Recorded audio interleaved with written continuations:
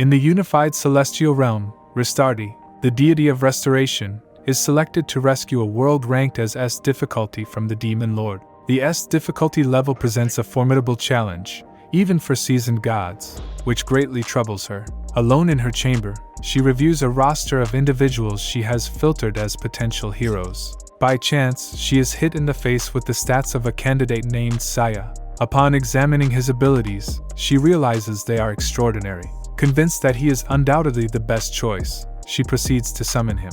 As soon as he materializes, Ristardi becomes captivated by his appearance, but she suppresses inappropriate thoughts, as it is forbidden for mortals and deities to engage in romantic relationships. After introducing herself and explaining the predicament to Saya, Ristardi receives an unexpected response. Instead of accepting her narrative, he bombards her with inquiries, including why she doesn't save the world herself since she is a goddess. Ristardi explains that gods are restricted from excessive interference in mortal realms, and according to the rules, it is the mortal's responsibility to solve their own problems. Subsequently, Ristardi opens a portal to their designated world, yet Saya surprises her once again by refusing to proceed.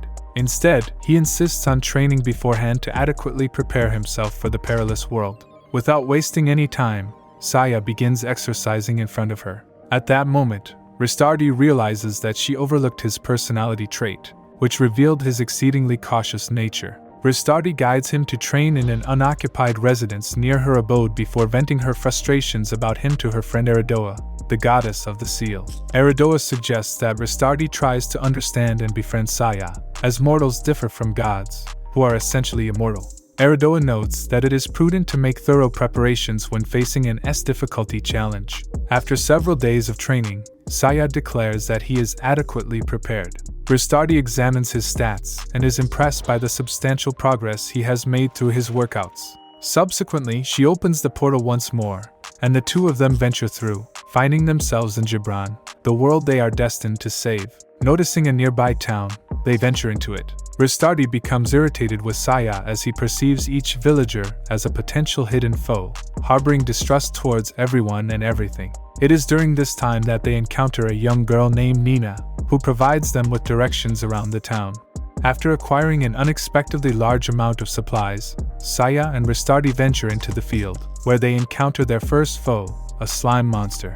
Saya goes to extremes while battling the slime, completely annihilating it and ensuring its complete eradication. Before the duo can progress further, one of the 4 celestial commanders serving the Demon Lord emerges. This formidable entity, named Chaos Machina, is a female demon of immense power. Ristardi is astonished by the presence of such a potent being in a remote and seemingly secure location. Chaos explains that the Demon Lord sensed the summoning of a hero and began predicting their arrival. By chance, Chaos chose this isolated town as her observation point. Before Ristardi can propose a plan to Saya, she realizes that he has already taken off in retreat. Filled with panic, she follows suit, and they both flee from Chaos. Ristardi creates a portal back to the Divine Realm, and they use it to successfully escape from Chaos. Saya immediately resumes his training regimen to become stronger. As 2 days pass, Ristardi grows anxious about Chaos' actions. She scries upon the town they were in and witnesses Chaos executing the villagers every 10 minutes that the hero fails to appear. Ristardi shows this to Saya, but he insists that he is not yet prepared, utilizing the slower passage of time in the Divine Realm to gain more training hours. Ristardi complains, accusing him of being a coward rather than a hero, as a true hero would not allow people to suffer when he has the ability to help them.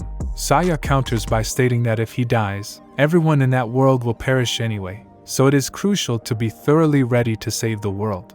Ristardi watches through the scrying orb as Nina's father is about to be killed, but Saya seizes his armor and weapon, declaring himself fully prepared. Ristardi examines Saya's stats and once again, she is impressed by the rapid progress he has made. They use Ristardi's portal to intervene and prevent Nina's father's demise. Saya confronts Chaos, and from the beginning, it is evident that Saya possesses greater strength, although Chaos powers up. Despite Chaos' seemingly superior stats, Saya maintains the upper hand. Chaos recognizes Saya's incredible power and transforms into her final form, becoming the Greater Demon. Even though the Greater Demon unleashes a full assault against Saya, he still maintains the advantage. Ristardi is perplexed by this and forcefully delves deeper into analyzing Saya's stats. She manages to penetrate the deception he had set up and, upon glimpsing his true capabilities, she is amazed by how much stronger he is compared to her previous assessment. Displaying his true abilities, Saya overpowers the greater demon and brings it down. The townspeople celebrate and express their gratitude, but Saya is not finished. He gathers the remnants of the vanquished demon and proceeds to obliterate them with his formidable magic, inadvertently causing half of the town to ignite in flames. Ristardi is utterly shocked by his actions and begins lecturing him, urging him to display more heroic behavior. However, Saya remains unchanged in his attitude and insists on returning to the divine realm to continue his training. While Saya trains, Ristardi spends time with Ariadoa. Ristardi is impressed by Ariadoa's remarkable track record of saving 300 worlds. Suddenly, Saya bursts into their room, expressing his frustration at not making as much progress as he did with his previous workouts. Ariadoa is taken aback by his sudden appearance but quickly composes herself, introducing herself properly when Saya inquires about her identity. She advises him to train with other gods if he wishes to further enhance his strength without engaging in combat against monsters. They visit Cerseus, the divine blade, and he agrees to train Saya, cautioning him that the training will be arduous. Several days pass, and Ristardi notices that Cerseus' mood deteriorates. She presses him to reveal what is troubling him, and it turns out that Saya's progress is so remarkable that Cerseus can no longer defeat him. Constantly losing to Saya fills him with such despair that he contemplates resigning as the divine blade and pursuing a different path. The goddess named Ishur summons Ristardi and instructs her to accompany Saya to the next town immediately. There are crucial allies they must rescue who will aid them in their quest. Ristardi explains the situation to Saya, and he agrees to go, affirming his readiness. Upon arriving at their destination, they discover that the town is in peril from an approaching horde of undead. This prompts Saya to stock up on as much holy water as Ristardi permits him to purchase. The duo heads to the town's church to locate their allies, where they encounter Lulu and Mash, two descendants of Dragonkin, as well as a priest and a nun. Filled with suspicion, Saya pours holy water onto the priest, causing him to react and transform into his undead form. Saya swiftly eliminates him before destroying the entire church while disposing of the remains. Lulu and Mash are taken aback by Saya's actions, but they still request to accompany him on his quest. After examining their stats, he swiftly declares that he has no need for their assistance. The town guards arrive, warning them about the imminent undead threat. Saya decides to confront them head-on, instructing the guards, as well as Mash and Lulu, to remain behind and defend the town. Mash is deeply upset by the way Saya dismisses them, refusing to carry out his orders. Saya and Ristardi swiftly take flight towards the horde of undead, and Saya employs his most devastating spell yet to swiftly annihilate them in record time. 2 days later, Lulu approaches Ristardi, informing her that Mash has gone missing. With no other leads, they seek out Saya, who demonstrates his newfound ability to synthesize items. While explaining his skill, a mirror is delivered to his room. The mirror serves as a magical communication device, displaying an image of Mash bound and injured in a dimly lit room alongside an undead creature. The undead reveals himself as one of Death Magla's 4 heavenly kings, sharing how he has been toying with Mash, but now intends to kill him. Saya intervenes, employing a dimensional slash technique to sever Death Magla's hand and prevent Mash's demise. Utilizing Ristardi's portal, they shift to the divine realm to buy some time before Death Magla can execute his plan. Urgently, they approach Ishur, requesting her assistance in locating Mash and opening a nearby portal for their rescue mission. Utilizing her powers, Ishur swiftly pinpoints Mash's location and creates a portal for their entry. Due to the time discrepancy, Death Magla has not had an opportunity to recover from his injury. Thus, when Ristardi and Saya materialize next to him, he is caught off guard. Ristardi quickly tends to Mash's wounds and heals him, while Saya launches an attack on Death Magla. In response, Death Magla summons a nearly invincible monster of his creation. However, Saya had come prepared, crafting a variety of magical equipment to exploit the creature's vulnerabilities. Through a combination of clever tactics and relentless assault, Saya overcomes its defenses and obliterates both the monster and Death Magla. Mash is amazed by Saya's immense power.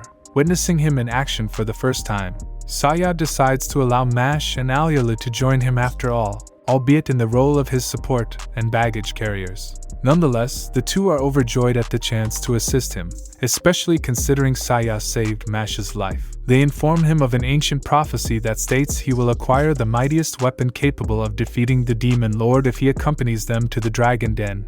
Naturally, Saya chooses to return to the Divine Realm first to continue his training. There, he enlists Cercius to train Mash, who is now in high spirits since his new mentor's strength is not overwhelmingly superior like Saya's. Later, he brings Alula to Hestiaka, the goddess of fire, to receive magical training. While Ristardi and Saya explore the Divine Realm in search of a suitable mentor for him, they unexpectedly encounter Valkyrie, the most formidable goddess. Valkyrie antagonizes Ristardi, leading to a heated argument with Saya. Fortunately, Ariado intervenes and defuses the tension. She then guides Saya and Ristardi to Adanella, the goddess of war, who agrees to train Saya. Several days pass, and Saya and Mash make significant progress in their training, while Alula's growth remains limited. Before departing from the Divine Realm, Adanella develops romantic feelings for Saya during their training and presents him with a gift, a beautiful cake. As she offers him the cake, she confesses her love and expresses a desire to accompany him on his journey. However, Saya outright rejects her offer, leaving the Divine Realm without her. This rejection sends Adanella into a frenzy, causing her to rampage and destroy everything in her vicinity. Back in Gibran, Saya and his party proceed towards the Dragon Den. Ristardi is curious about Saya's newfound power, attempting to examine his stats, but she is unable to bypass his defenses. Upon arrival, they encounter the Dragon Youths, a hybrid race of dragons and humans. They meet Levi, the leader of the Dragon Youths, and learn about Alula's destined role, to sacrifice her life and become the sword that will strike down the Demon Lord. Leave a comment for part 2 and subscribe for more videos like this. Thanks for watching.